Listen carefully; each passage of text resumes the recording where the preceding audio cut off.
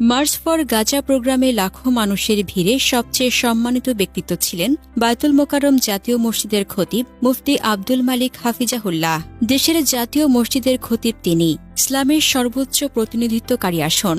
চাইলে তার পাশে 10 জন দেহরক্ষী থাকতে পারত, পায়ে লাখ টাকার জুতা, গায়ে বাহারি জুব্বা, কিন্তু না, তিনি এসেছেন একজোড়া সাদাসিধে পুরনো স্যান্ডেল পরে, চোখে বিনয়ের আলো, মুখে মৃদু হাসি আর মাথা নিচু করে কথা বলার ভঙ্গিতে, যেখানে অহংকার নেই, আছে শুধু আল্লাহর ভয় আর মানুষের প্রতি ভালোবাসা।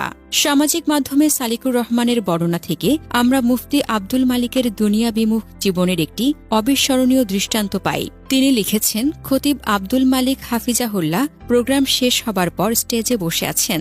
গেস্ট সবাই চলে গেছেন, একা উনিই বসা, শরীর অনেকটা অসুস্থ। সর্বশেষ ওনাকে নিয়ে মন্দির গেটে যাওয়া হয় পায়ে হেঁটে। সেখান থেকে বায়তুল মোকাররম যাবেন, কিন্তু একটা গাড়ি নেই, রিকশাও পাওয়া যাচ্ছে না।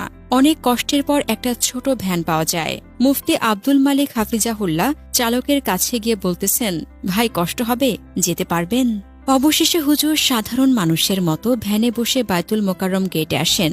আমাদের আসুন্নাহ ফাউন্ডেশনের স্বেচ্ছাসেবকরা দৌড়ে হুজুরের সাথে বায়তুল মোকাররম গেটে আসেন। হুজুর ভ্যান থেকে নামলেন, পকেট থেকে একটা টাকার খাম বের করে ভ্যান চালকের হাতে দিয়ে আস্তে আস্তে করে বললেন, ভাই, এগুলো আমার পক্ষ থেকে আপনাকে হাদিয়া। সম্ভবত টাকাগুলোর সভাপতি হিসেবে আজকে দেওয়া হয়েছে। কিন্তু হুজুর খাম খুলেও দেখেননি। কতটা দুনিয়া বিমুখ, একটু চিন্তা করুন। মুফতি আব্দুল মালিক শুধু একজন খাতিব বা আলেম নন, তিনি একজন জীবন আদর্শ। তার সাদাসিধে জীবন, নম্র ব্যবহার এবং দুনিয়ার প্রতি উদাসীনতা আমাদের শেখায় যে সত্যিকারের মহত্ব পদ পদবি বা সম্পদে নয়, বরং হৃদয়ের পবিত্রতা ও আল্লাহর প্রতি ভালোবাসায়। তার জুতার সরলতা থেকে শুরু করে একজন ভ্যান চালকের প্রতি বিনয়ী আচরণ সবই প্রমাণ করে তিনি একজন মানুষ, যিনি কথা ও কাজে এক। তিনি আমাদের জন্য একটি উজ্জ্বল দৃষ্টান্ত, যিনি দেখিয়ে দেন কিভাবে ঈমান ও মানবিকতার সমন্বয়ে জীবন গড়া যায়। জানা যায়, মুফতি আব্দুল মালিক একজন প্রখ্যাত ইসলামী আলেম, হাদিস বিশারদ এবং ইসলামী আইন বিশেষজ্ঞ।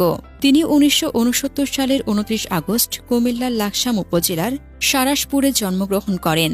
তার পিতা মাওলানা শামসুল হক ছিলেন একজন আলেম, যিনি তার প্রাথমিক শিক্ষার ভিত্তি গড়ে দেন।